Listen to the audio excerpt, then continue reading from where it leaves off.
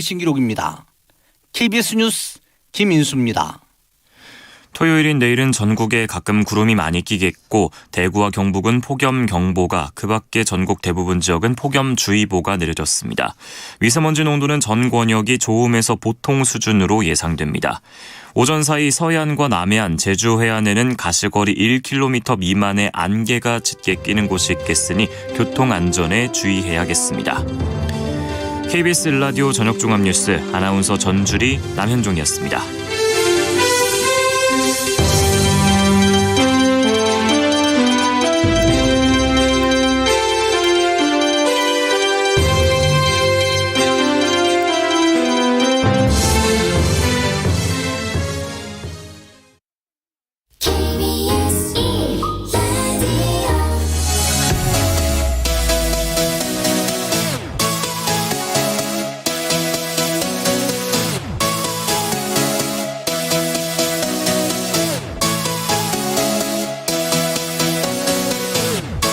KBS 열린 토론.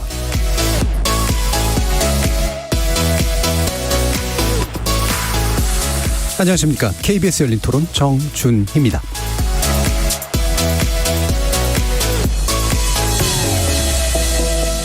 KBS 열린 토론의 미디어 비평 코너, 좋은 언론, 나쁜 언론, 이상한 언론. 오늘은 평소와는 약간 다른 구성으로 여러분을 만납니다. 지난 연말의 논논논 특집처럼 오늘은 2022년 상반기를 정리하는 내용으로 준비했는데요. 지난 반년간 우리 논논논 코너에서 소개했던 좋은 보도를 종합 정리해 보려고 합니다. 2022년 상반기 동안 논논논은 총 13회에 걸쳐 방송됐고, 그동안 대선 그리고 6.1 지방선거 관련 보도, 울진 산불, 우크라이나 전쟁, 중대재해기업 처벌법 시행 등 10개 정도의 다양한 주제에 관련된 비평을 해왔는데, 그 가운데 좋은 보도로 선정됐던 가운데 우리 패널이 올 상반기 가장 좋은 사례로 뽑아준 내용을 다루게 됩니다. 그동안 좋은 보도를 선정한 기준은 무엇이며 그 가운데 가장 좋은 사례를 뽑은 이유는 또 무엇인지, 홍수처럼 쏟아지는 보도 가운데 좋은 보도를 찾기가 왜 어려운지, 방송을 함께 해오면서 스스로에게 들었던 질문에 대해서도 잠시 후 1부에서 자세한 이야기 다뤄보겠습니다. 또 2부에서는 우리가 미처 다루지 못한 좋은 보도를 새로 꼽아봅니다. 당시의 주요 이슈에 관련된 보도 위주로 논논논 코너를 진행하다 보니 언급하지 못했던 좋은 보도에 대한 아쉬움도 적지 않아서요. 패널과 제작진이 선정한 좋은 보도들 소개해드릴 테니까 관심 갖고 지켜봐 주십시오. KBS 열린 토론은 여러분이 주인공입니다. 문자로 참여하실 분은 샵9730으로 의견 남겨주십시오. 단문은 50원, 장문은 100원의 정보 용료가 붙습니다. KBS 모바일 콩, 트위터 계정 KBS 오픈, 그리고 유튜브를 통해서도 무료로 참여하실 수 있습니다. 또 1라디오, 이제 콩을 통해서 보이는 라디오로도 만나실 수 있습니다. 시민 논객 여러분의 뜨거운 참여 기다리겠습니다. KBS 열린 토론 지금부터 출발합니다. 살아있습니다. 토론이 살아있습니다. 살아있는 토론, KBS 열린 토론. 토론은 라디오가 진짜입니다. 진짜 토론, KBS 열린 토론.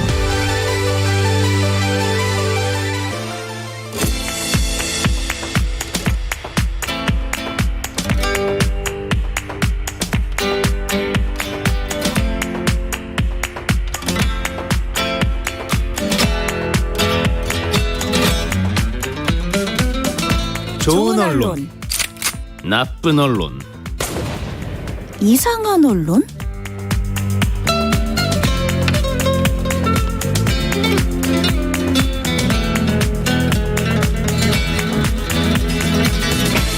오늘 함께해 주시는 세 분의 전문가 소개해드립니다.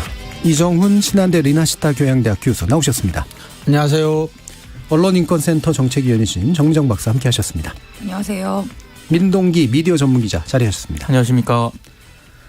자, 말씀드린 대로 오늘 논논논 2022년 상반기 결산 특집입니다. 그중에서도 좋은 보도를 돌아보는 시간 마련했는데요. 자, 좋은 보도 돌아가시면서 맡았는데, 돌아가실 때마다, 돌아가시니까 좀 이상합니다만 돌아가면서 맡을 때마다 똑같은 말로 시작을 했습니다. 거의 대부분이. 이정훈 교수님이 제일 많이 하셨던 말 뭐죠? 찾기 어려웠습니다. 왜 그럴까요? 근데 제가 좀 생각을 해봤는데 일단은 그 좋지 않다는 게 나쁘다는 것만을 의미하지는 않으니까요. 근데 좋은 게 어떤 분야든 뭐 흔하지는 않는 네, 건 좋은 어쩔 수 보도가 없는 많을 수는 없다. 네, 그런 어떤 부분도 면에서는. 있고 그다음에 아무래도 그 주에 가장 뜨거웠던 주제를 중심으로 하다 보니까 또 논쟁적이고 일어난 지 얼마 안 된 이슈가 하니까 관련된 스트레이트나 뭐 기존 언론사의 정파성 논조에 부합하는 보도가 일단 우리가 일주일 안에는 그게 대부분을 차지할 수밖에 없는 부분도 좀 있지 않았을까. 네. 그래서 조금 깊이 있게 좀 다루는 것이 이제 그 시기적으로도 조금 부족하지 않았나 싶은 생각도 들고요. 굳이 이유를 찾자면 네, 그런 부분도 좀 있지 않았을까 싶습니다. 그렇다는 얘기는 뒤집어 말하면 이종훈 교수님은 깊이 있는 좀 네. 긴 추세 속에서 보는 보도를 기본적으로 좋은 보도로 선호하시는 경향이 있는 거예요. 원래 그런 측면도 있지만 아무래도 이제 포털 중심으로 이렇게 되다 보니까 뭐 뉴스가 너무 반복되고 많다는 네. 측면도 있고 너무 확인 안 된 상태에서 빨리 속보로 처리하다 보니까 조금 좋지 않은 보도 또는 나쁜 보도도 좀 양산되는 경향도 있었기 때문에 디지털 저널리즘 환경 속에서 제가 그런 보도를 좀 더 옛날보다도 더 좋아하게 된 게 아닌가 싶은 생각도 듭니다. 지금 환경이 네. 실제로 또 사실 좋은 보도라는 게 대부분 공들인 보도라서 그렇죠. 공들인 보도를 그 기간 동안에 짧게 복사해내는 건 굉장히 어려운 일이니까 일이죠. 더더욱이나 그럴 것 같네요. 예, 정민정 박사님은 좋은 보도를 찾기가 어려운 이유는 무엇이었습니까? 저는 일단 그 생각도 많이 했어요. 뭐가 좋은 보도일까? 내가 고른 것들은 충분히 좋은 보도일까? 네. 그러면서 또 생각을 한 게 결국은 이제 상대적인 이유로 고르지 않았을까 그렇죠. 싶습니다. 사실 좋다기보다는 마땅히 작성되었어야 될 내용을 다룬 기사, 그냥 평범한 보도는 아니었을까. 정말 좋았었나? 그러면 항상 모자람을 느꼈던 것 같아요. 그래서 저는 상대적인 의미로 좋았던 것을 골랐던 것 같고, 그리고 그런 것들을 고르는 게 어려웠던 거는 이제 그거죠. 왜냐하면 일상적으로 접하는 뉴스의 홍수 속에서 딱 눈에 띄게 좋은 기사들은 거의 없었어요. 네. 네, 그냥 일반적인 그냥 스트레이트로 그냥 따옴표 안에 하는 기사들이 일단 대부분이었고 아니면 나쁜 기사들이 더 많았었고 그럼 이런 상황에서 좋은 보도를 어떻게 고를 수 있을까? 검색을 통해서 고를 수 있을까? 아니면 포털에 바로 내 눈에 그렇게 바로 노출되는 기사들이 있었나? 그러지 않았거든요. 그러니까 결국 애써서 시간을 들여서 내가 좋은 보도를 찾아야 했고 그 찾는 과정이 너무 오래 걸리고 힘들었고 그렇기 때문에 항상 그런 대답을 할 수밖에 없었던 것 같습니다. 네. 그래서 정민정 박사님이 찾기 어렵다라고 얘기하면서 꼭 하셨던 말씀이 그냥 좋다기보다는 그렇죠. 덜 나쁜 쪽으로 이제 주로 참 얘기를 많이 신기하네요. 하셨어요. 얘기하다 예, 보니까. 예, 예. 확실히 그 기준이나 성향 차이가 좀 나타납니다. 자, 가장 무난하신 민노기 기자님. 저는 약간 그때그때 좀 달랐던 것 같아요. 예. 상대적으로 좀 어렵게 찾으려고 했던 때도 있었던 것 같고, 이거는 진짜 딱 좋은 기사다. 이렇게 쉽게 찾은 적도 있었던 것 같고, 나중에 얘기를 하겠지만 뭐 장애인 이동권 이런 문제가 불거졌을 때 이준석 대표와 논쟁도 하고, 많은 분들이 다운표를 하고 막 이랬을 때, 이 사안이 이렇게 접근할 사안인가라는 문제의식을 가지고 있었거든요. 예. 근데 그때는 정말 모든 언론들이 다 그쪽으로만 쏠릴 때 몇몇 정말 소수의 언론들이 탁 튀는 보도를 했거든요. 예. 그러니까 제가 가진 문제의식을 고스란히 이제 그 보도에 투영하 이런 거는 찾기가 쉬운데 매번 그런 사안이 발생하는 건 아니니까요. 그래서 찾기가 어려웠던 것 같고 매번 이렇게 좋은 보도를 찾을 때 항상 되돌아보는 것 중에 하나가 제 기준점이 너무 높나 이런 생각도 하긴 하거든요. 근데 그건 아니었던 것 같습니다. 그러니까 어찌됐든 좀 차별적인 보도를 찾으려고 노력을 했던 것 같고 그런데 뭐 포털이라든가 여러 문제점이 있긴 합니다만 너무 비슷한 보도들이 많이 양산이 되다 보니까요. 그래서 더 찾기가 좀 힘들었던 것 같습니다. 예. 네. 차별적인이라는 표현을 쓰셨는데 차별화된 쪽이겠네요. 그렇죠. 차별화된. 예, 장애인 네. 얘기를 하시다가 갑자기 차별적으로 되셔가지고. 자, 그러면 한번 구체적으로 좀 들어가 볼까요? 저희가 총 13회 방송이 됐는데 상반기에만요. 다른 특집도 있었고 그랬기 때문에 좋은 보도, 나쁜 보도 이런 것들을 구별해서 좋은 보도에 대한 언급을 한 게 11번입니다. 그중에 이제 돌아가면서 이제 하셨으니까. 근데 이종훈 교수님이 제일 많이 하셨어요. 그렇더라고요. 예. 항상 좀 어려운 게 좋은 보도 찾는 거였는데 상대적으로 예. 제가 이렇게 좀 반 가까이 했더라고요. 예. 네, 제일 착해 보여서 그렇게 된 건가? 정 박사님 고개를 절레절레주고 계신데. 네, 제일 기준이 낮아 보여서라든가. 그럴 수도 있고요. 자, 5번이나 추천을 해주셨는데 한번 저희 리마인드를 짚어주시죠. 네, 우선은 제가 사실은 한 2가지 정도 기준을 좀 견지하려고 노력을 했습니다. 하나는 제가 또 언론학을 전공하는 사람이니까 내용도 내용인데 좀 형식적으로도 좀 필요한 시도들, 특히 디지털 저널리즘 관련해서 새롭게 좀 반드시 어렵지만 시도해야 될 형식적인 그런 측면도 조금 같은 내용이라면 좀 신경 썼고, 내용적으로는 그 사건에 관해서라면 내가 제일 알고 싶은 것, 알아야 될 것들, 기본 정보 플러스 맥락 정보를 그래도 충실히 좀 제공해 준다면 기본적인 후보가 됐었던 것 같아요. 제가 했던 5번의 좋은 보도 중에 제가 상반기에 베스트로 선정한 보도는 우리가 5월 6일 날 방송했던 인사청문회 보도 관련해서 그때 부모 찬스 얘기가 많이 나왔었어요. 그래서 그때 제가 꼽았던 보도가 흔히 말하는 그 미성년자 부정 논문 문제를 다뤘던 그 셜록이라고 하는 디지털 신생 매체 중에 하나죠. 거기에서 했던 유나와 예지 이야기 시리즈를 제가 베스트로 꼽아봤는데요. 방송에서 얘기했지만 이거는 단순히 그냥 정치인들의 어떤 검증이라고 하는 단순한 그런 문제에서 그치지 않고 굉장히 장기간에 걸쳐서 추적해서 심층적으로, 그래서 그게 진짜 우리 학계와 우리 정치 그리고 우리 이 상층부 흔히 말하는 엘리트 계층들에게 얼마나 깊숙이 이 문화 아닌 문화로 자리 잡아 있는지를, 그래서 많은 독자들에게 좀 문제 심각성에 대해서 경종을 좀 불러일으켰다는 점, 그리고 무엇보다도 앞에서 제가 말씀드렸던 바와 같이 충분한 정보를 제공해줘서 그 사태를 우리가 이해하는 데 많이 도움을 준 그런 기사였고, 더불어 디지털 저널리즘 작가 형식도 얘기했지만 디지털 저널리즘이 갖는 장점도 굉장히 잘 살린 그런 기사이지 않았나, 그렇게. 장점을 잘 살렸다는 건 어느 측면이 좀 더 구체적으로 얘기해 주시죠. 네, 우리가 흔히 말하면 이런 것 같아요. 디지털 그러면 쉽게 떠오르는 게 속보, 분량으로는 짧은 기사, 그다음 우리가 흔히 가짜뉴스라고 하죠. 허위 조작 정보, 이런 것들이 먼저 떠오르는데, 저는 사실 오히려 디지털이라고 하는 것들이 오히려 긴 호흡으로, 그리고 우리가 업데이트라고 하듯이 계속해서 수정해 가면서 또 시민들이 또 참여하기도 쉬운. 그래서 오히려 어떤 면에서는 긴 호흡에 긴 취재를 통해서 계속 수정 보완하면서 이런 류의 심층 취재 기사를 하는데 오히려 디지털이 더 적합한 측면이 좀 있다고 보거든요. 뭔가 계속 더해 나가는. 네네. 그렇죠? 흔히 말하는 위키피디아들의 위키 형태였던 그런 방식까지 동원. 그리고 시대적인 흐름상 시민들의 적극적인 참여를 유도하고 실제로 참여하기도 수월하고, 또 다른 기관이나 다른 측들과의 협력 저널리즘을 하기에도 전 디지털이라고 하는 플랫폼 자체가 굉장히 유용하다고 오히려 저는 보거든요. 그런 측면에서 디지털이라고 하는 새로운 어떤 형식에 꽤 부합하는 그런 종류의 기사가 아니었나, 그렇게 생각이 듭니다. 예. 실제로 이 셜록에서 보도를 하셨던 황정빈 기자, 저희 토론에도, 열린 토론에도 나와주셨었고, 제가 했던 다른 프로그램에도 또 모신 적이 있었는데, 비교적 젊은 나이에 사실은 시작한 지 얼마 안 된 그런 기자임에도 불구하고, 확실히 이 집단이 가지는 분위기가 굉장히 큰 것 같아요. 네, 맞아요. 이런 식의 기사를 기획하고 쓰고 하는 데 있어서 분위기가 확실히 그쪽으로 맞춰져 있으니까, 일반적인 단신 위주의 디지털 언론이라고 하는 게 대부분 단신 위주니까. 그렇죠.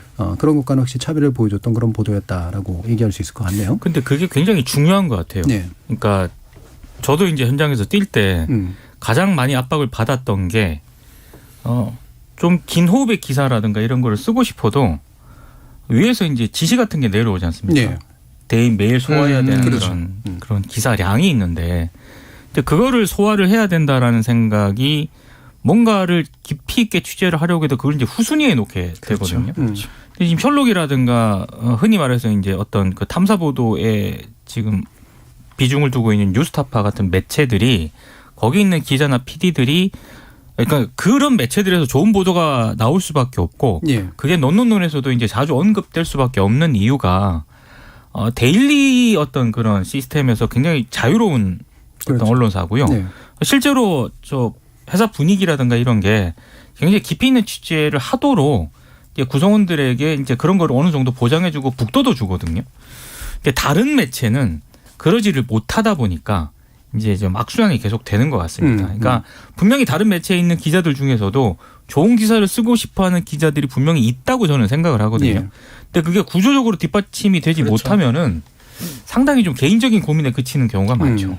근데 저는 대형 언론사들이 상업적인 압박을 더 크게 받을 테니까 우리가 흔히 말하는 그 디지털 속보 대응, 우리가 흔히 말하는 이제 포털 전용 이런 것들을 아예 못하게 할 수는 사실 현실적으로 없다고 봐요. 하지만 저는 이런 류의 기사가 뭐 한 달에 하나 나오는 것도 어렵다고 보거든요. 저는 뭐 1년에 한 서너 개 나와도 저는 괜찮은 것 같아요. 그러니까 대부분의 인력들이 그쪽에 투입이 되고 출입처를 막더라도 뭐 한 서너 명, 너댓 명 정도의 팀만 좀 꾸려서 1년에 한 서너 개 정도만 쓸 수 있다고 해도 저는 괜찮을 것 같아요. 그런 역량들이 축적이 되고 또 효능감을 느껴서 기자들이 훨씬 더 내적으로 성장을 하는 계기가 된다면 저는 좋지 않을까. 그래서 뭐 아니면 또라고 생각할 필요는 저는 없을 것 같아요. 뭐 아니면 도. 네, 뭐 아니면 도. 자, 이게 탐사 보도가 이제 많지는 않습니다만 탐사 보도는 정파적 성향이나 이런 걸 무관하게 어쨌든 결과물들은 다 괜찮은 것 같아요. 그렇죠. 예, 진보가 됐건 보수가 됐건 확실히 이제 오랜 시간 투여해가지고 되니까. 근데 문제는 몇 개만 해도 된다는 그 말씀 주셨지만 예전에 비해서 임팩트가 적어요. 그러니까 예전에는 탐사 보도에서 좋은 결과물이 나오면 이게 막 퍼졌거든요. 그렇죠. 그리고 굉장히 그 관련된 권력에 굉장히 긴장감도 주고 그랬는데 요즘 탐사보도 괜찮은 게 나와도 별로 임팩트가 별로 없어요. 그게 아마 저는 미디어 간에서 서로 옛날에도 사실은 뭐 경쟁의식 같은 건 더 컸지만 요즘 워낙 많기도 하거니와 또 잘 안 받아주는 것도 옛날보다 좀 더 심해진 것 같다는 느낌이 들어요. 제가 정확하게 뭐 카운트를 해보진 않았지만. 실제로 잘 안 받습니다. 네. 그리고 포털 중심으로 그렇게 이제 되다 보니까 전반적으로 정치권도 시민들도 언론들도 뉴스가 원래 하루 중심으로 소비되는 건 맞긴 하지만 그 생애 주기랄까 그게 훨씬 더 짧아졌다는 느낌도 또 들기도 들고요. 제가 생각이 두 번째로 지금 요즘 옮겨갔어요. 첫 번째는 기성 언론들이 이제 탐사보도 남의 탐사보도를 굳이 키워줄 필요가 없다라고 하는 그런 것도 작동을 하지만 확실히 뉴스 소비가 옛날보다 훨씬 더 텀이 짧아졌고 완전히 데일리 위주로 구조로 가게 되다 보니까 굉장히 길게 취재한 내용들은 시의성이 없는 것으로 받아들여지는 거예요. 네. 그러니까 그 당시에 시사적 이슈하고 별로 무관하게 이제 얘기가 나오다 보니까 굉장히 훌륭한 내용임에도 불구하고 뉴스거리로 안 다뤄지는 이런 일들이 지금 구조화되고 있는 게 아닌가. 맞습니다. 그렇다는 얘기는 앞으로 탐사보도가 그렇게 개척해야 될 길이 쉽지 않다는 얘기이기도 하거든요. 근데 사실은 그 이 깊이 있는 어떤 보도를 하는 매체들은 저는 근본적으로 어떤 상업성이라든가 대중성이라든가 이런 거와는 비례할 수가 없다고 보거든요. 그래서 이제 뭐 정부의 어떤 재정적인 지원이라든가 이게 제가 뭐 돈이라든가 이런 게 아니고 후원 모델이라든가 뭐 이런 방식의 어떤 고민이 저는 이게 반드시 같이 병행이 돼야 될 필요가 있다라고 생각을 합니다. 근데 이런 이제 수요층은 분명히 있다고 봐요. 수요층은 있죠. 예, 그래서 제가 자꾸 구독 모델 얘기하는 그게 뭐 제일 좋아서가 아니라 그런 식의 시도들 그다음에 우리가 지금 이제 KBS에서 방송을 하고 있지만 기본적으로 수신료를 받고 있는 KBS 같은 데서 어느 정도의 팀을 꾸려서 그래도 KBS가 의무감을 가지고라도 좀 해준다든지 뭐 그런 식이 좀 필요하지 않을까 싶은 생각은 있어요. 제가 뭐 나중에 얘기 드리겠지만 KBS는 그래도 돈을 좀 씁니다. 탐사보도에 나름대로 신경 쓰고요. 근데 이게 참 어렵다라고 느끼는 게 옛날에는 그러니까 이게 주간지 시스템의 영향력이 떨어지는 거하고 되게 유사한 구조가 맞아요. 주간지 월간지가 예전에 꽤 영향력이 있었잖아요. 호흡이 이제 짧아지니까. 예를 진보보수 막론하고 예를 들면 기존의 그 주간 동아라든가 뭐 주간 조선이라든가 월간동 한겨레 조선. 20일 예. 뭐 월간 특히 월간 조선이 탐사보도 많이 했었잖아요. 신동아. 예전에. 신동아 같은 데도 그렇고 이게 이제 꽤 임팩트가 있었거든요. 그럼요. 요즘은 이들 주간지 월간지도 진보보수를 막론하고 임팩트가 굉장히 사라져 있어요. 그러니까 왜 임팩트가 사라진 거는 뉴스를 소비하는 텀이 방금 말씀해 주신 것처럼 짧아진 것도 있고요. 그러니까 근본적으로 언론과 뉴스에 대한 신뢰가 뉴스 수용자들이 이제 예전 같지 않은 거죠. 그러니까 사실 깊이 있는 탐사 보도를 하기 위해서는 이렇게 정독을 하거나 뭐 프로그램을 통해서 보기 위해서는요. 시간을 투자를 해야 되거든요. 근데 그렇게까지 하고 싶어 하지는 않은 것 같아요. 네. 그런 분위기도 좀 일조를 하는 것 같습니다. 이게 왜 비유를 쓰는 게 적당할지 모르겠지만 전쟁 비유를 쓰자면 되게 그러니까 기관총으로 막 쏘는 전쟁 정도로 지금 그렇죠. 바뀐 거예요. 네. 큰 게 뭔가 펑펑 이렇게 날리는 그런 방식이 아니라 자, 이 부분 뒤에서 좀 더 짚어보고요. 좀 다른 얘기인데요. 탐사보도가 좋은 기사들이 꽤 많은데 다른 언론사에서 이제 받아쓰지 않는다. 그 부분과 관련해서 최근에 좀 한심한 일이 있었잖아요. 왜 연합뉴스가 나토를 나타라고 썼는데 엄청 다수의 받았었죠, 언론사가 그냥. 그거를 그러니까 받아 쓴 게 아니에요. 이거는 그냥 갖다 붙였잖아요. 네, 카피 앤 복사를 해서 페이스트죠. 붙여가지고 다 나타로 나갔어요. 정말 그러니까 우리가 이게 학자들끼리 모여서 정확성 얘기를 제가 요즘 하면은 야, 정확한 건 기본 아니야라고 하는데 안 그런 시대가 왔어요. 그게 기자들이 무지하거나 무능해서라기보다는 뭐 속보에 대한 압박이든 뭐가 됐든 간에 아무튼 기본적인 것들조차도 잘 확인이 안 되는 그런 웃지 못할 일인 것 같습니다. 제가 그 사안은 사실 좀 들여다봐야겠다는 생각이 들었는데 이건 학문적인 관심인데 이게 정말로 무지하고 문제가 있어서 발생한 문제일까. 일단 연합뉴스 거는 나오면 상당 부분은 자동적으로 뭔가 이렇게 반영되는 어떤 시스템이라든가 시스템이 있는 게 이런 아닐까? 것들이 아닐까. 연합뉴스가 가지는 이제 어떤 통신사로서의 특징이 있으니까 또는 적어도 자동까지는 아니라도 그냥 보통 말 그대로 찍어 올리는 과정을 이걸 하시는 분들이 거기에 대한 뭐 문제의식 같은 게 없을 정도로 이미 안에서는 뭔가 구조화되어 있는 게 아닐까. 특정한 것들 그냥 연합뉴스 나온 거 그냥 무조건 올려 뭐 이런 식의 기계적으로 이제. 작업을 하고 있을 가능성은 상당히 높고. 근데 저는 거기서 또 하나 지점을 좀 봤으면 좋겠는 게요. 다수의 언론사가 그걸 그냥 그대로 복사해서 쓴 것도 문제인데 애초에 연합이 그걸 내보는 것 자체가 그렇죠. 예. 이게 정말 데스킹까지 가는 것도 아니잖아요. 최소한의 검토조차도 없이 국가기관 통신사가 300억 이상을 그렇죠. 해마다 받으면서 그걸 내보낸다는 것. 저는 연합 문제에도 좀 집중을 해야 된다고 봅니다. 그럼요. 이건 정말 심각한 문제죠. 통신사가 어떤 역할을 하는지를 이제 그럼요. 우리 청취자들이 잘 모르시는 분들도 많겠지만 이거는 사실은 나쁘게 말하면 그냥 이거는 사실이야 우리가 확인 안 해봐도 돼라고 생각하고 언론사들이 받아들이는 정도의 어떤 신뢰성을 가져야 되는 그럼요. 문제인데 그거를 애초에 연합뉴스 자체가 잘못한 거죠. 네. 그리고 일어날 수 없는 실수죠, 이거. 그러니까 온라인 기사 송출 시스템이 언론사마다 예전에는 다 달랐거든요. 네. 근데 지금은 거의 제가 알기로는 흔히 말해서 예전에 고전적인 어떤 데스킹 그 절차를 통해서 나가는 건 아닌 것 같습니다. 예. 그래서 최대한 빨리 뭐 연합뉴스에 특히 보도가 된 거라면 그렇죠. 예. 선집행 후보고 소위 말하는. 그냥 일단 기사를 송출하고 포털에 송고를 하고 그러고 나서 이제 네. 나중에 뭐 그렇게 굳이 데스크까지 안 보는 그런 시스템으로 바뀐 걸로 알고 있거든요. 그래서 아마 이런 제가 봤을 때 이거 참사인데 참사죠. 네. 굉장히 심각한 일입니다. 참사인데 이거 조용히 넘어간 것도 좀 네. 문제죠. 예. 우리가 좋은 보도 얘기하다가 또 버릇이 나왔습니다. 아, 죄송합니다. 제가 네. 목을 또 근데 하지만 이 좋은 게 왜 안 퍼지나라는 문제를 잠깐이라도 좀 이해해 보기 위해서 그 사례를 들어주셨고요. 자, 정민정 박사님이 또 좋은 최상의 가장 좋았던 보도. 저는 뭐 꼴랑 3개밖에 없습니다. 3개를 제가 말씀을 드렸었는데 이 3개를 간략하게 말씀드릴게요. 하나는 중대재해처벌법 관련해서 보도되었던 KBS 뉴스 영국 사례를 보도했던 거고요. 하나는 이제 울진 산불 관련한 보도였는데 MBC에서 보도했던 이제 기후 변화가 키운 산불이라는 기후 네. 재난의 측면에서 보도한 보도가 있었고요.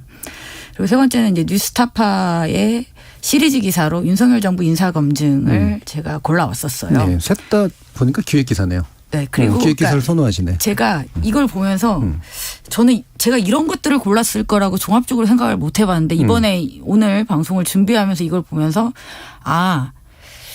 내가 뭘 바라고 있는지를 알겠더라고요. 그렇죠. 네, 네. 제가 도대체 뭘 좋은 기사로서 뭘 원하고 있는지를 확실히 알게 됐어요.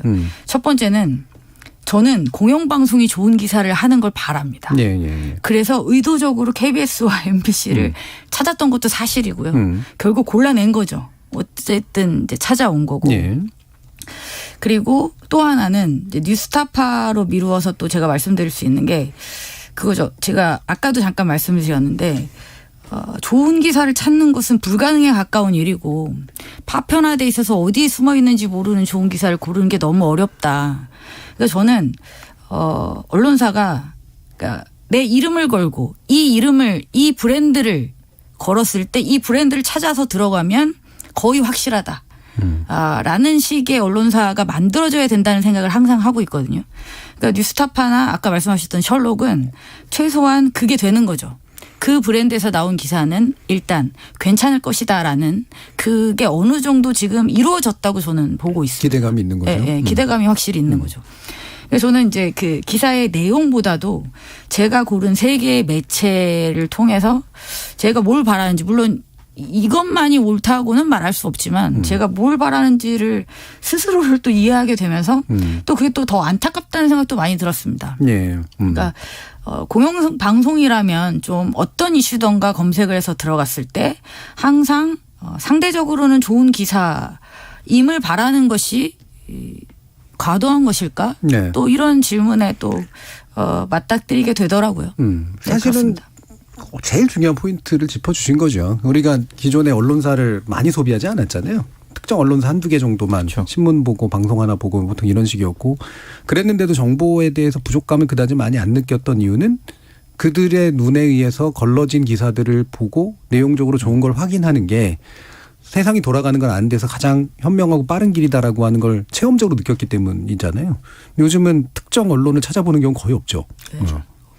확실히 이제 포털의 문제도 있긴 하지만 기대감을 상실했기 때문에 생기는 그런 문제잖아요.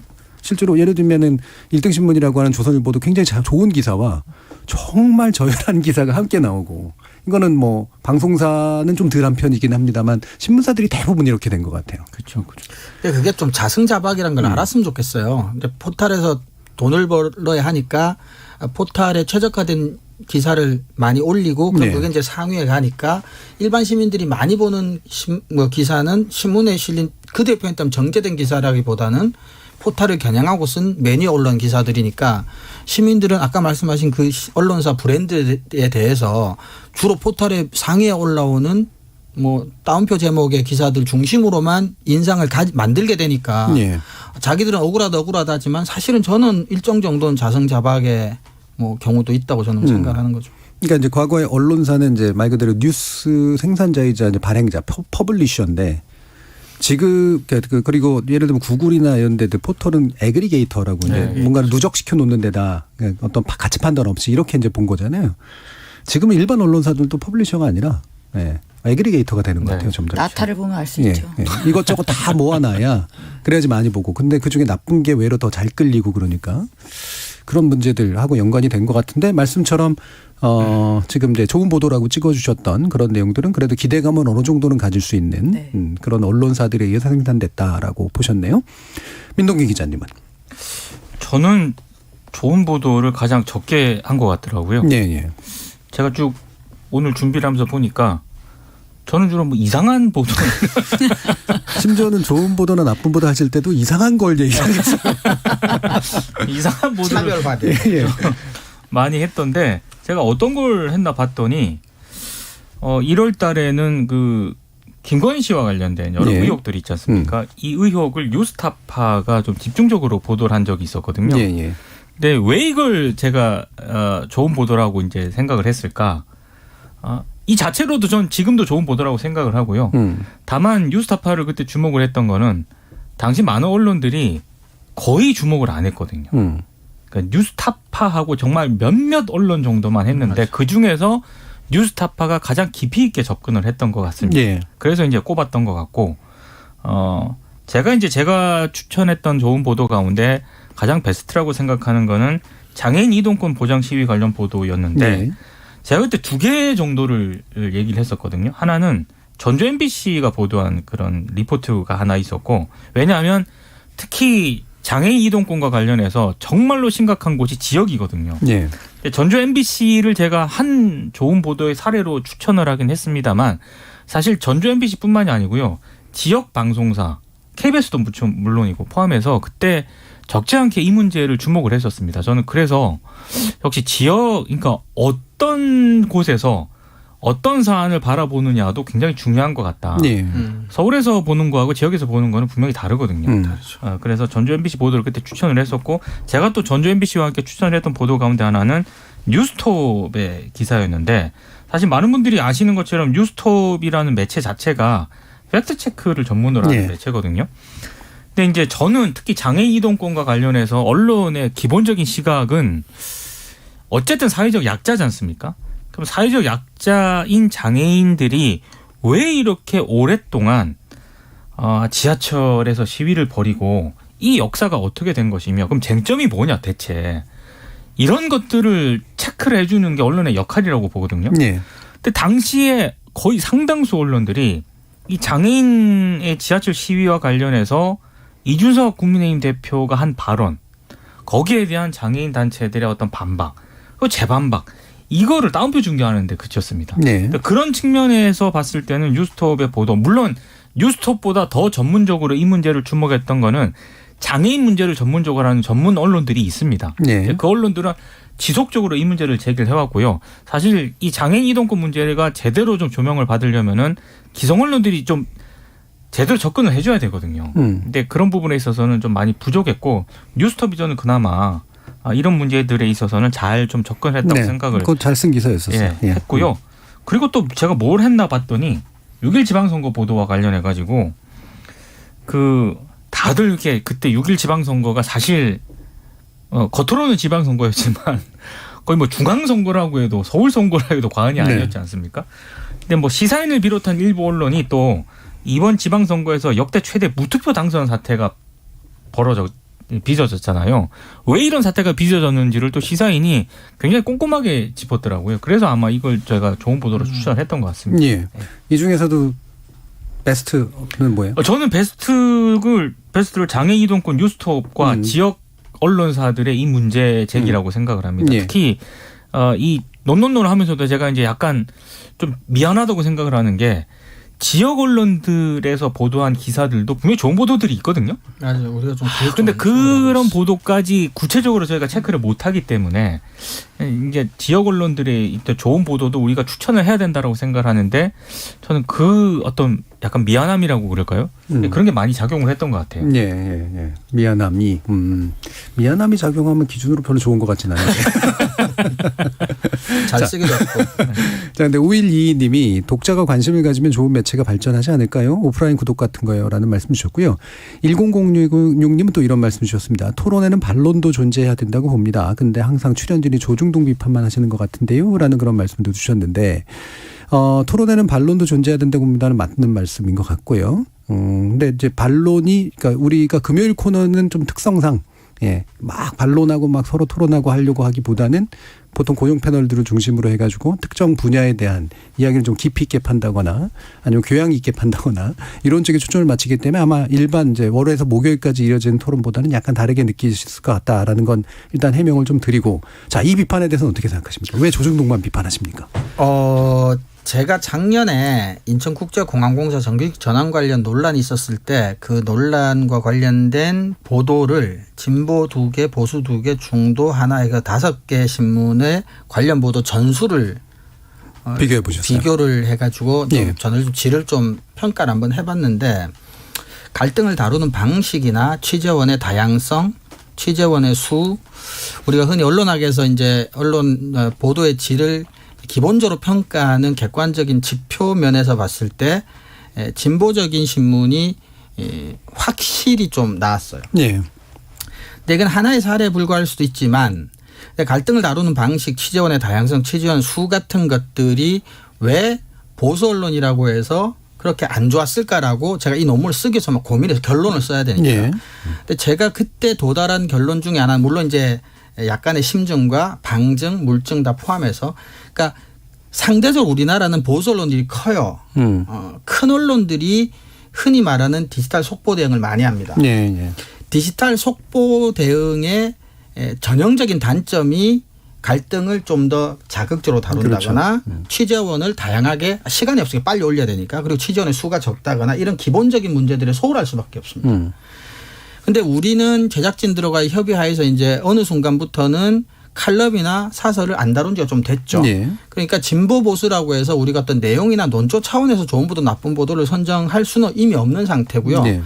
저는 적어도 우리가 흔히 말하는 진보 언론이 보수 언론보다는 뉴스의 질이 조금이라도 좀 낮다. 그러니까 상대적으로 적어서 디지털 대응을 제대로 하지 못해서 특색을 그쪽으로 가져간지 모르겠지만 상대적으로 좀 깊은 보도, 다양한 취재원들을 다뤄서 좀 길게 쓰는 보도들이 그래도 조금은 한두 개라도 더 눈에 띄지 않았나. 예. 저는 그렇게 본다. 그래서 아까도 제가 말씀드렸지만 이것은 생존을 위해서 보수 언론들, 큰 언론들의 선택일 수도 있지만 그게 오히려 자승자박이 돼서 그렇게 빨리 급하게 쓰느라고 그렇게 만들어져서 문제가 되는 보도들이 좀 더 많이 눈에 띈 게 아닌가. 저는 오히려 그렇게 개인적으로는 판단을 하고 있습니다. 물론 진보 언론, 보수 언론이라고 얘기하는 것조차도 물론 양이 너무나 많으니까. 근데 그중에 그렇죠. 대표적인 언론, 그러니까 그렇죠. 중앙 언론이라고 아주 얘기하는. 대표적인 보수 언론, 큰 언론, 아주 대표적인 진보 언론 몇 군데를 얘기하는 거죠. 예. 그 아까도 제가 얘기했던 것처럼 이제 뉴스 애그리게이터처럼 되다 보니까 오히려 그 역량이 실제로 나쁜 보도를 훨씬 더 많이 그 양적으로 비율적으로 하게 되는 그런 것하고도 네. 있어 보인다라는 말을 것이죠. 많이 하면 말실수가 많을 수밖에 없다라는 논리랑 비슷한 논리인 거죠. 많이 쓰고 빨리 쓰다 보니 아무래도 조금 안 좋게 눈에 띄는 보도들이 많았던 것 같습니다. 근데 저는 조중동을 비판을 했다는 얘기는 맞는데요. 예. 조중동만 비판을 한 건 아닌 것 같습니다. 그것도 맞습니다. 네. 다 비판했죠, 솔직히. 그리고 논논논에서 예. 사실 자세히 보시면은 어떤 특정 매체라든가 특정 매체의 기사가 이게 좀 문제가 있다 이렇게 지적을 한 거는 의외로 비율이 적습니다. 예. 어떤 이슈에 대해서 이 많은 언론들이 좀 이상한 행태로 저 보도를 한 네. 거를 좀 짚는 것들이 좀 오히려 많았거든요. 그렇죠. 그러니까 조중동을 비판을 했다고 지적을 하시는 분들은 이게 아무래도 저희가 조중동이라는 매체를 비판을 할 때 너무 세게 각인이 된 게 아닌가. 그러니까 뭐 이제 사실은 이런 것도 있죠. 그러니까 이 안에 계시는 분들의 나름의 알든 모르든 간에 일정한 정치적이나 이념적이거나 또는 선별 기준에서 편향은 누구나 다 가지고 있는 거기 때문에 그렇죠. 네. 그래서 그걸 뛰어넘을 수는 없고 그 편향이 아마 일부는 작동했을 수도 있다. 다만 또 듣는 분들의 편향도 아마 작동하고 있을 거예요. 예. 그러니까 이 두 가지가 만약에 만나면 어떤 것들이 있을까도 한번 짐작해 보시면 좋을 것 같고 또 송민정 박사님은. 저는 특정한 매체에 저희가 집중했다고 생각하지는 않습니다. 예, 그건 일단 저는 동의하지 않고요.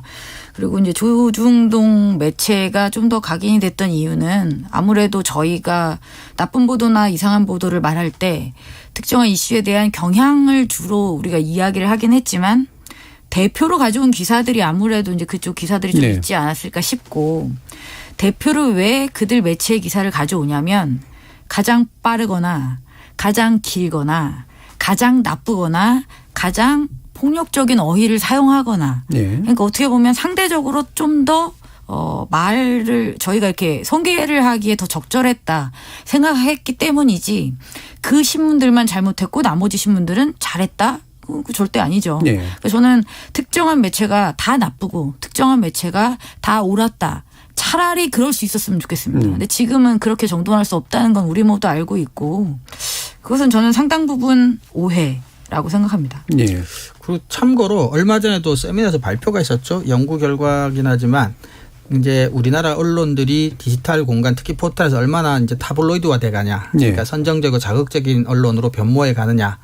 이제 학자들이 이제 특정 기준으로 측정을 했을 때 1, 2위가 이제 우리가 흔히 말하는 대표적인 보수 언론들이었다는 점도 제가 아까 말씀드린 것과 비슷한 논리거든요. 네. 그래서 우리가 딱 꼬집어 비판한 의도를 하고 비판한 적은 없었습니다만은 결과적으로는 이랬던 것 같아요.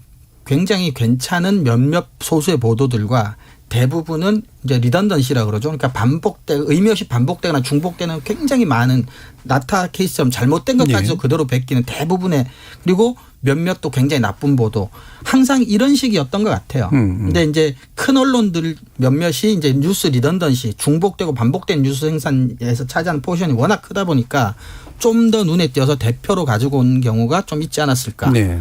그런 생각이 드네요. 혹시라도 이런 부분에서 궁금하신 분들이 있으면 관련된 논문을 혹시라도 찾아보시면 저희가 내리는 결론하고 되게 유사한 결론들을 그렇죠. 학계에서 내리고 있다는 걸 보실 수 있을 테고요. 또 한 가지는 예를 들면 정부 광고 집행 순위 한번 찾아보십시오. 네. 네. 거기에 보면 한 10대 언론들 나오거든요. 예. 월등하게 몇몇 언론이 예. 1, 2위를 차지하고 있죠. 그리고 그것이 왜 정부 광고를 많이 수주하게 됐나? 영향력이 세다고 평가를 받았거나 뭔가 다른 이유들이 있었겠죠. 네. 그렇다면 거기에 대해서 좀 더 많은 어떤 비판에 노출될 필요도 당연히 있겠죠. 영향력이 예. 큰 만큼 예. 비판도 집중할 필요가 있다고 생각합니다. 그러니까 다른 언론에 비해서 KBS라든가 지상파, 네. 연합뉴스 특히 많은 비판을 받는 많이 이유가 비판받죠. 예. 그게 다 영향력이라든가 국민의 세금 준조세 시청료 이게 들어가기 때문에 그런 거죠. 네. 그래서 이제 생기는 예를 들면은 이런 표현을 함부로 쓰면 안 됩니다만 듣도 보도 못한 그런 언론들 정말 많거든요. 정말 많고 정말 수준 낮고 이건 뭐 나쁘다고 말하기조차 싫은 어떤 언론들이 있는데 공론회장에 올리기 싫어서 그렇습니다. 그렇죠. 네. 이런 건 올리는 게 오히려 그들을 도와주는 결과라고 보기 때문에 네, 그런 점도 큽니다, 진짜로. 예. 그런 거는 올려서 비판해주면 오히려 그들은 좋아할 수도 있어요. 그렇죠. 네. 언급 자체를 안 하는 게 낫겠다고 인지도가 판단되는 올라가게 정도도 되는 거예요. 그런 경우도 또 있어요. 이런 부분도 함께 고려를 해서 들어주시면 좋지 않을까 이런 생각이 들고요. 일부 지난 상반기 동안 좋은 보도에 관련된 내용들 짚었던 것을 한번 쭉 얘기해보면서 우리의 기준들을 다시 한번 돌아보는 그런 시간이었습니다. 여러분은 KBS 열린 토론과 함께하고 계십니다. 토론이 세상을 바꿀 수는 없습니다. 하지만 토론 없이 바꿀 수 있는 세상은 어디에도 없습니다.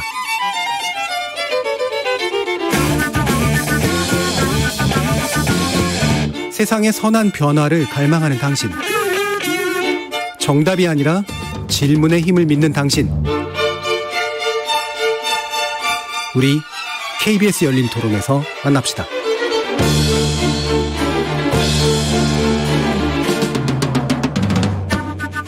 KBS 열린 토론, 좋은 언론, 나쁜 언론, 이상한 언론 2부에서 언론인권센터 정책위원이신 정미정 박사, 민동기 미디어 전문기자, 신한대 리나시타 교양대학 이종우 교수 이렇게 세 분과 함께 논논논 코너가 미처 짚지 못했던 이슈를 통해서 나온 좋은 보도, 그리고 제작진이 추천하고 있는 좋은 보도 이런 것들도 한번 살펴보도록 하겠습니다.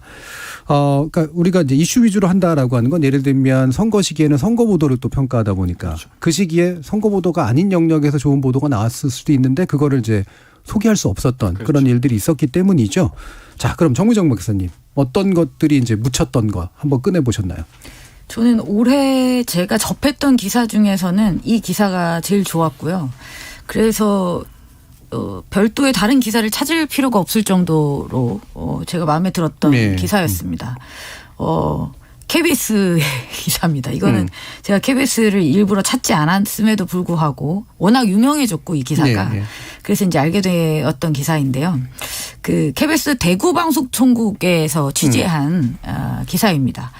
박진영 기자와 김도훈 기자가 취재를 했고 2달여간에 걸친 취재 끝에 4건의 리포트로 연속 보도를 했습니다. 네. 그리고 이후에 이제 KBS 본사 메인 뉴스에도 결국 보도가 되었고요. 나중에는 시사기획 창에서까지 또 네. 이후에 또 보도가 될 정도로 반향이 컸던 기사였습니다.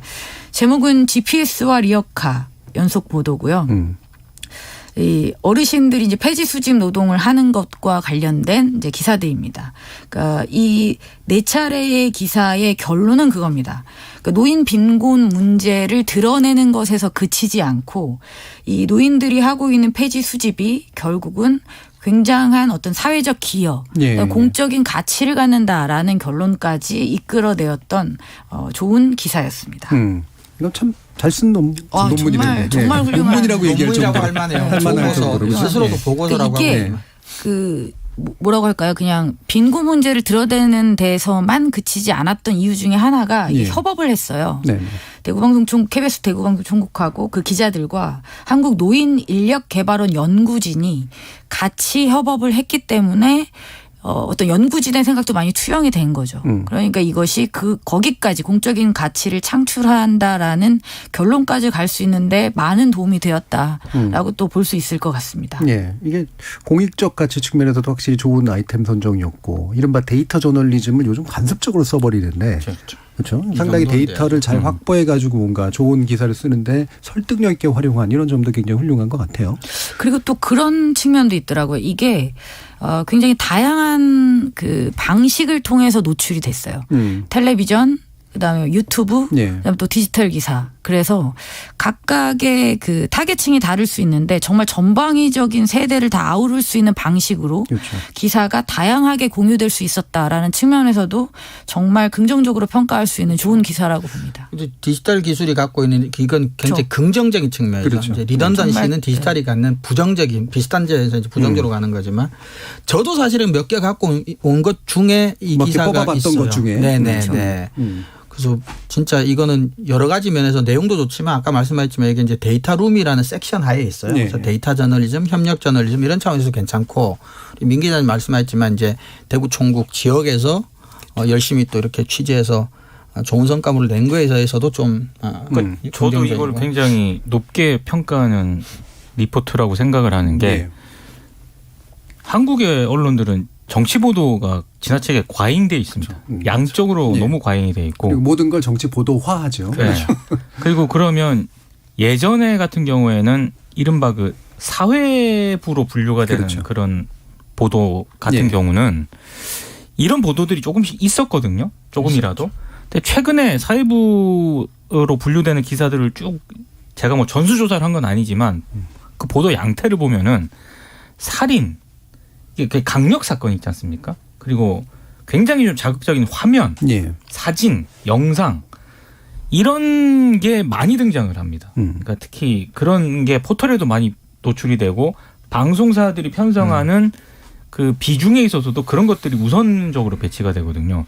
그러니까 고전적인 어떤 사회부의 어떤 그런 사건 사고 기사가 이제는 마치 그게 대세가 된 것처럼 사람들이 인식을 하는 경향이 있더라고요. 예. 맞아요. 꼭 사람이 죽거나 뭐 크게 다치거나 그렇죠. 뭐 폭행 사건이 벌어지거나 이렇게 해야 이제 사회부 기사가 이제 보도가 되는데 그런 측면에서 봤을 때 저는 이런 기사야말로 정말 어떤 사회부다운 어떤 전형적인 그런 기사가 아닐까 네. 네. 이런 생각이 들어서 굉장히 좀 높이 평가했던 그런 정말 기사입니다. 박수 치고 싶은 좋은 예. 기사였습니다. 여러 가지 면에서 상당히 만장일치가 나올 수 있을 정도의 수준을 굉장히 분명히 좋아요. 가지고 있었던 그렇죠. 것 같아요. 이런 게 좀 쉽지 않은데 특히 뭐 우리가 폐지 수집 노동이라고 지금 여긴 표현하지만 흔히 말해서 이제 박스 줍는 그렇죠. 할머니 할아버지에 네. 관련된 얘기인데 우리가 그분들을 폄하했던 건 아니지만 사실 그냥 안타까워만 했지.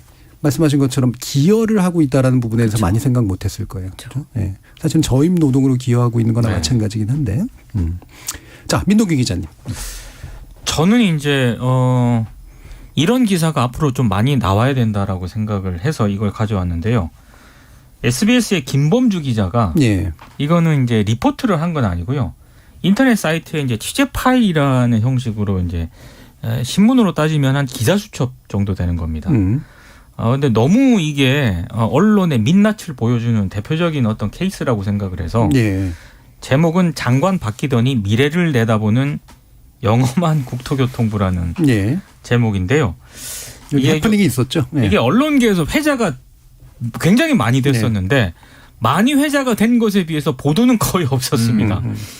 이게 간단하게 말씀을 드리면 5월 30일 오전 7시 37분에 당시 국토교통부가 출입 기자들에게 보도자료를 보내거든요.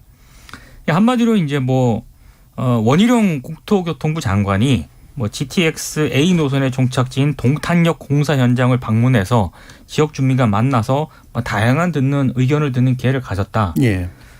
근데 이게 보도자료를 보낸 시간은 아침 7시 37분이지 않습니까? 근데 2시에 원희룡 장관이 동탄역에서 지역 주민과 만나기로 돼 있었던 겁니다. 그러니까 아직 발생하지 않은 일에 대해서 국토교통부가 미리 보도자료를 돌렸다는 거고요. 예. 더더군다나 흔히 말해서 보도 시점까지 오후 3시 정도쯤에 보도를 해달라 예. 이렇게 했다는 거예요. 근데 정말로 희한하게도 3시에 포털에서 정말로 똑같은 기사가 일제히 쏟아지기 시작을 한 겁니다. 예. 그러니까 무슨 얘기냐면은 정말 국토교통부의 보도 자료를 바탕으로 많은 매체 기자들이 사실상의 컨트롤 C, 컨트롤 V를 해서 예. 전혀 취재 없이. 네, 이제 포털에 송고를 했다는 거고 SBS 김범주 기자가 좀 강하게 문제 제기를 하고 예. 비판을 했던 거는 당시 그 보도 자료에 보면은요 지역 주민들하고 인터뷰한 게 있거든요. 근데 그거는 7시 37분에 보낸 거기 때문에 기자들이 직접 인터뷰를 안 한 거지 않습니까? 그렇죠. 가상의 인터뷰일 수도 있어요. 다 짜서 넣어준 거죠. 그러니까 심지어 안 일어났던 네, 일. 이거는 언론들이 체크를 해보든가 아니면 본인들이 직접 인터뷰를 하든가 해야 되는데 정말로 그 국토교통부 보도자료에 있던 지역 주민 인터뷰까지 그대로 컨트롤 C, 컨트롤 V해서 보도를 한 겁니다. 네. 근데 이제 김범주 기자가 이거 봤을 때 이거는 좀 아닌 것 같다라고 해서 강하게 비판을 했던 것 같아요. 저는 그래서 저는 미디어 오늘에 있으면서 이런 걸 좀 많이 봐왔거든요. 근데 정말 기성 언론에서 이 문제를 이렇게 기자가 굉장히 길게 썼습니다. 그것도 굉장히 네. 담을 내용은 다 담았다고 생각을 하고요. 아마 한 소리 들었을 거예요.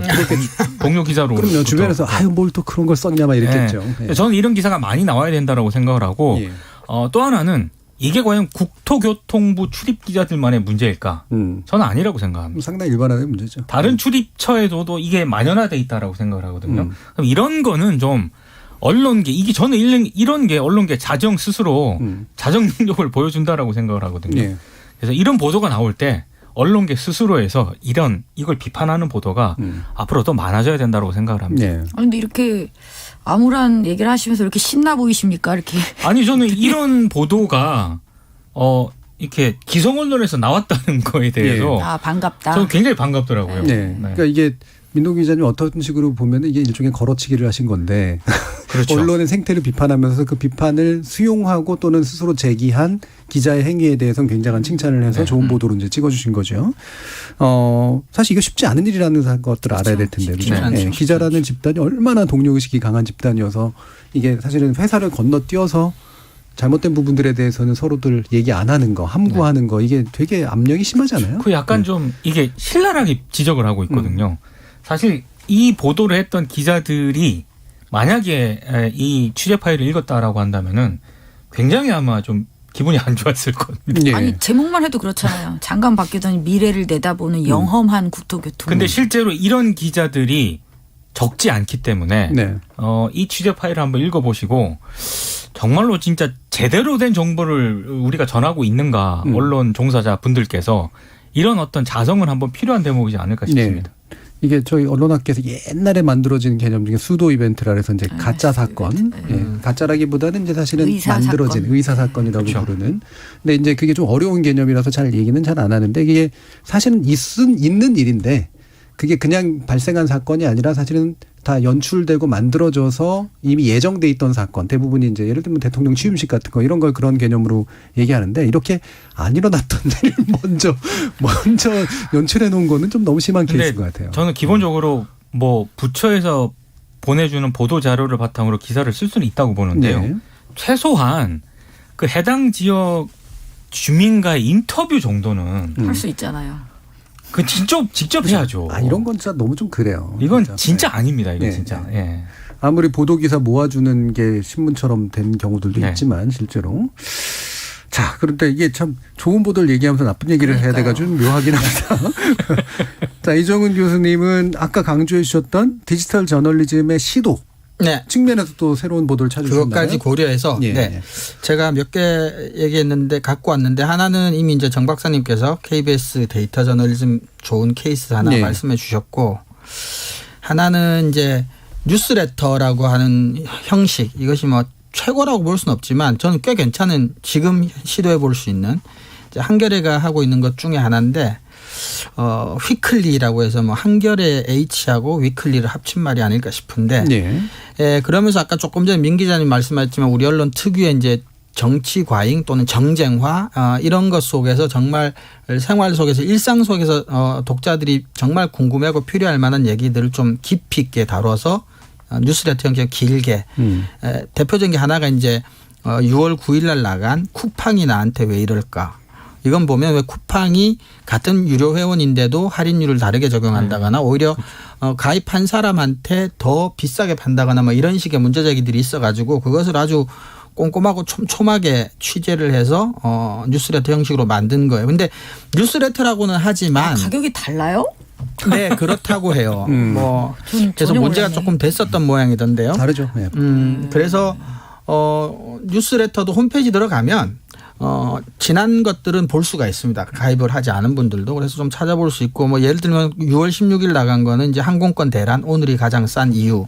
왜 오늘 표가 항공권이 제일 쌀 수밖에 없는 이제 코로나 끝나고 쿠팡도 마찬가지고 해외여행이나 이런 것들도 이제 조금씩들 사람들이 그렇죠. 이제 그리워할 만한데 요런 꼭 정치적으로 큰 이벤트와 관련된 뉴스들은 아니지만 요런 문제를 아주 깊이 자세히 다뤄줌으로써 요런 쪽에서 궁금하거나 불편하거나 억울했던 사람들에게 필요한 정보를 좀 준 그런 측면들에서 일부러 제가 디지털적인 새로운 시도이면서도 너무 뻔한 정치 뉴스가 아닌 것에서 좀 찾아보려고 했던 부분들이 좀 있었고요. 하나는 이제 뒤에 우리 또 PD님께서도 제가 겹쳤던데 뉴스타파에서 데이터 저널리즘 했던 기초의원 징계 추적이라고 하는 시리즈인데요.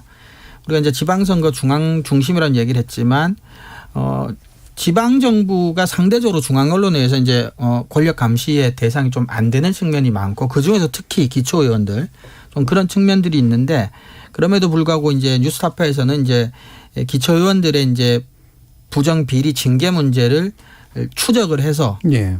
데이터 저널리즘이라고 할 만큼의 어떤 구체적인 데이터를 가지고 길게 장기간에 예. 추적한 보도. 그래서 우리가 흔히 말하는 이제 풀뿌리 민주주의라고 하는 민주주의 차원에서 이제 언론에 오랜만에 만나보는 순기능, 특히 지역 아주 제일 기초적인 예. 시민들하고 제일 맞닿는 기초 의원들을 대상으로 했다는 점에서 저는 굉장히 의미 있게 그래서 정치 뉴스라면 이런 거는 참 괜찮다 많이 보도해도 좋겠다 예. 싶은.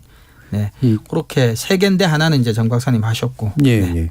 그 하나는 그러니까 하나는 겹쳤던 거고요. 네, 근데 네. 또 한 가지도 또 겹쳤네요. 저희 최지원 PD님이 네네. 이거 PD님하고 추천, 겹쳤습니다. 결과적으로는. 네. 이거 추천해 주셨는데 사실 이거 정말 괜찮은 방식이죠. 네네. 뉴스타파가 제일 잘하는 것 중에 하나가 맞습니다. 의회 감시거든요. 의회 감시 네. 정말 잘합니다. 예, 거기 보고서라든가 이런 것들 자체도 특히 기초의회 쪽은 기초의회. 정말 사실 문제 엄청나게 많잖아요. 문제는 많은데 중앙 언론에서는 예. 거의 신경을 많이 쓰진 않는 오히려 너무 여의도에만 집중하다 보니. 예. 근데 기초의회에서 발생하는 문제나 구조적인 문제들은 물론 이제 영향을 안 미치는 건 없지만 정말 지역에 있는 주민들에게 일상 속에서 정말 굉장히 심각하게 오히려 타격을 네. 미치거든요. 사실 굉장히 감시를 많이 받아야 될 권력인데도 불구하고 우리 중앙 언론으로부터는 사실상 거의 감시의 대상이 네. 안 되다시피 했었죠. 가끔씩 다르긴 하는데 되게 비아냥되듯이. 비아냥되듯이. 그리고선 결과물이 뭐냐면 그러니까 지방 기초에 뭐가 필요있냐 뭐가 이렇게 돼 필요해. 있고. 네, 예. 그렇죠. 사실 저도 이거를 아까 좋은 보도 얘기할 때요. 그 시사인 기사를 좋은 보도로 그때 네. 뽑아왔었는데 음. 뉴스타파 이 보도도 굉장히 저는 좋게 봤었거든요. 음. 근데 이제 뉴스타파보다는 시사인을 선택한 게 예, 예.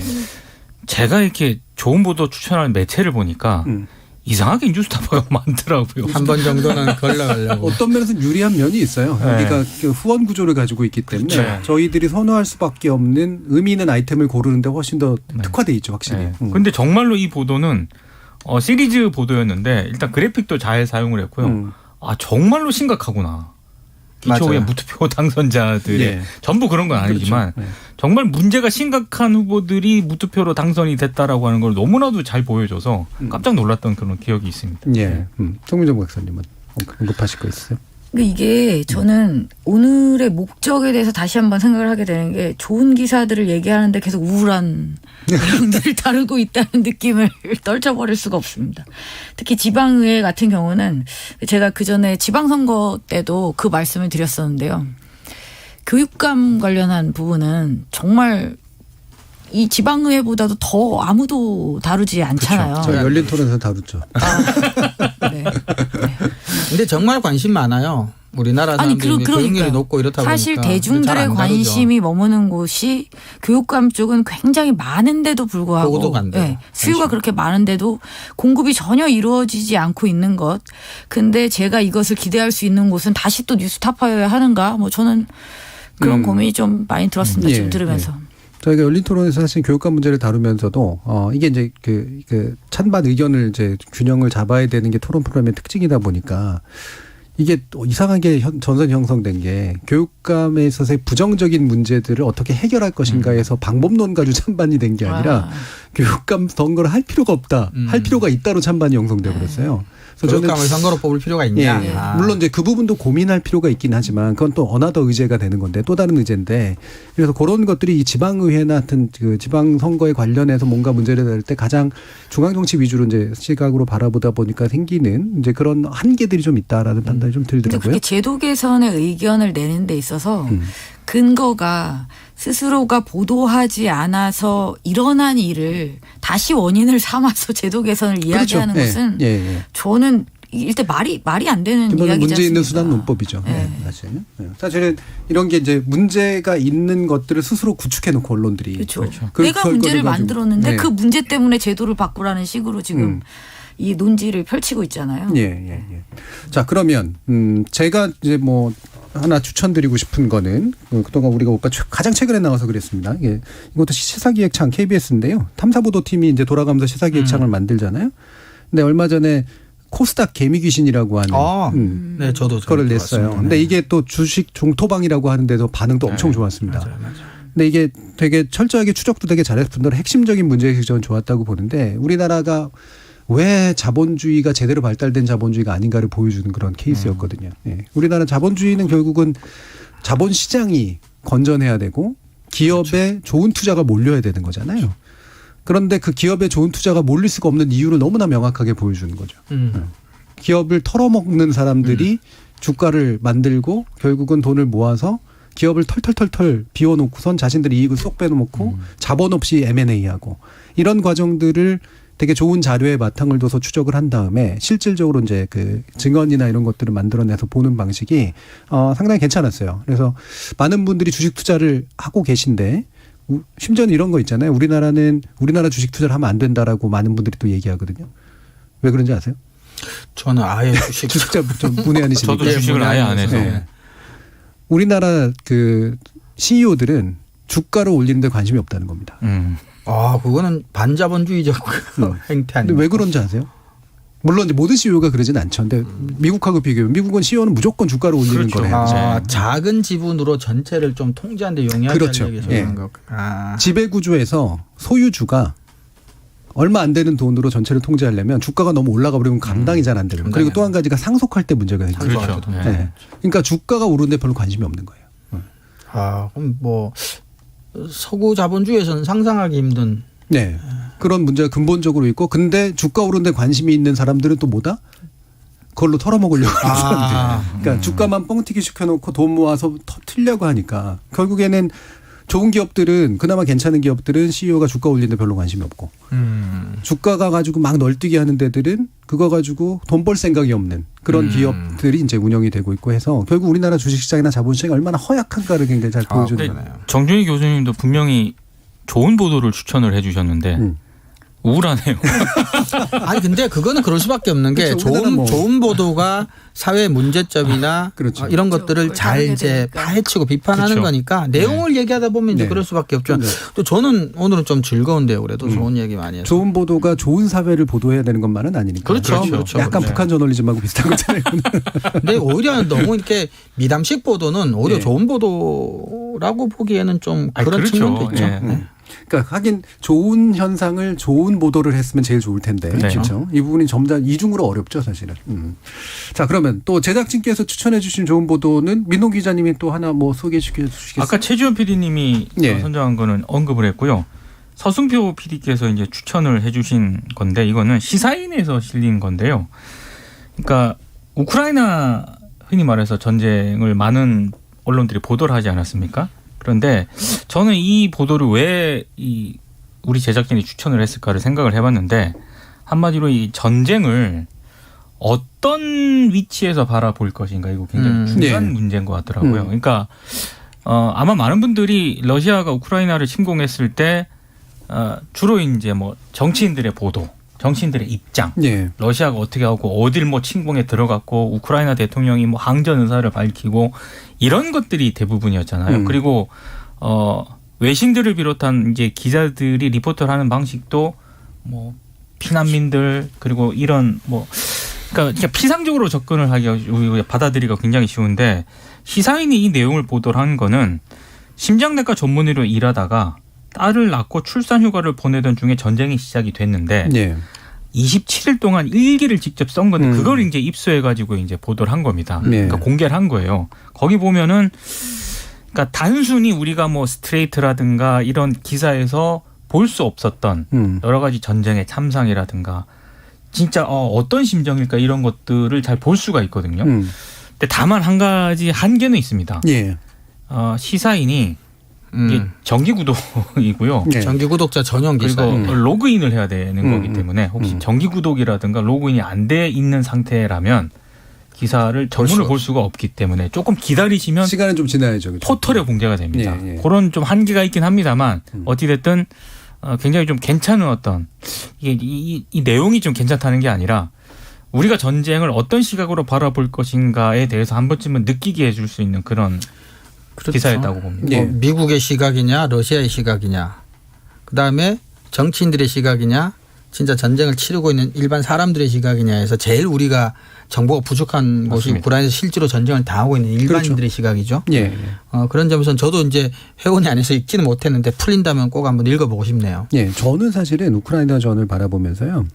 사실 이 전쟁이 일어나게 된 굉장히 중요한 이유 중에 하나가 러시아가 물론 이제 일종의 정당화 명분으로 삼고 있는 거긴 합니다만 우크라이나 동부 지역에 있는 칠럭의 주민들이잖아요. 그렇죠. 이들의 목소리는 왜 안 듣지? 그렇죠. 저는 그 네. 부분도 굉장히 의아해요. 예. 맞아요. 우리는 이제 우크라이나가 이제 침공당한 거기 때문에 물론 기본적인 입장은 러시아의 문제를 지적하는 건 맞지만 그리고 피해를 지적하는 건 맞지만 사실은 칠럭의 주민들이 가지고 있는 문제의식은 뭘까? 전쟁 과정에서 이를테면 점령됐을 때 그게 그들에게 받는 의미가 뭘까? 이런 것들도 사실은 나왔어야 되는데 그렇죠. 왜 그런 것들이 안 나오고 있을까라는 생각이 들었는데 어쨌든 전쟁에서 가장 피해를 보고 있는 일반적인 분들의 이야기를 통해서 이 전쟁의 참상 내지 전쟁의 다른 면들을 보여주려고 노력했다. 이게 서승파 PD님이 추천하신 이유를 밝혀주시진 않으셨지만 해석하시기로 제가 해석하기로는 그래서 이 기사를 추천한 게 아닐까. 예. 저도 꽤 좋은 해석이라고 네, 생각합니다. 뭐 예를 들면 다른 문제는 혹시 아니었을까?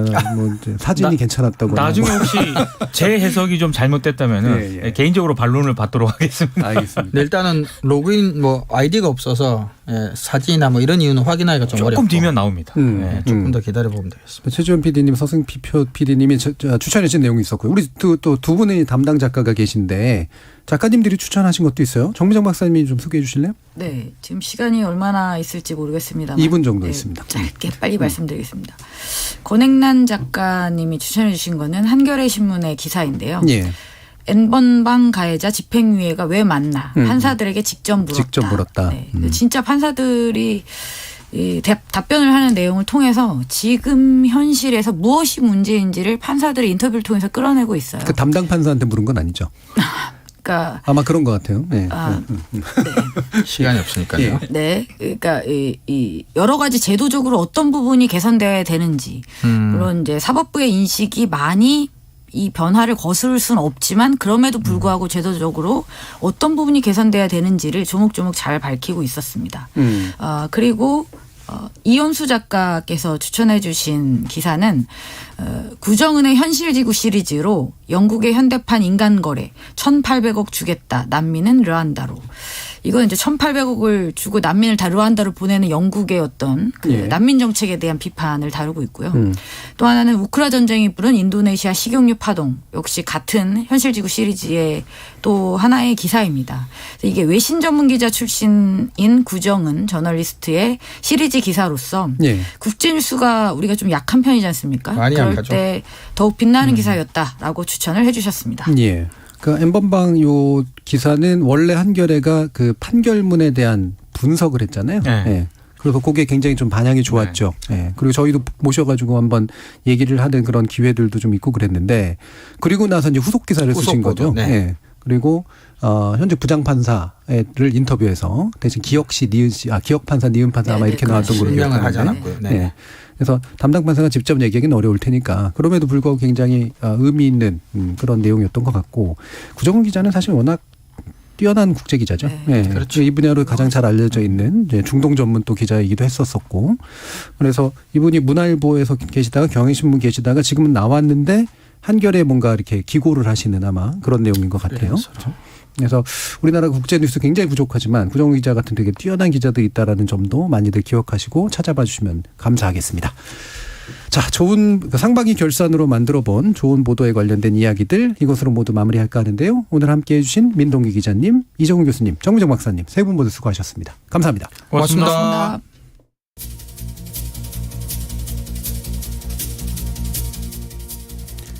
비평행위에 내재하는 편향 중에 하나가 흠잡기, 즉 애써 나쁜 점을 찾아내게 된다는 거죠. 또 한 번 나쁘게 보기 시작하면 더 나쁜 점들이 우후죽순처럼 나타나고 보이게 마련이라는 겁니다. 그래서 이런 점에서 우리가 일부러라도 가끔은 더 좋은 보도에 더 주목해주는 것도 충분히 의미가 있는 것 같습니다. 물론 억지로 균형을 맞추기 위한 시도는 아니어야겠지만 이런 좋은 보도들에 여러분들도 더 많은 관심, 주목을 부탁드립니다. 저는 다음 주 월요일 저녁 7시 20분에 다시 찾아뵙죠. 지금까지 KBS 열린 토론 정준이었습니다.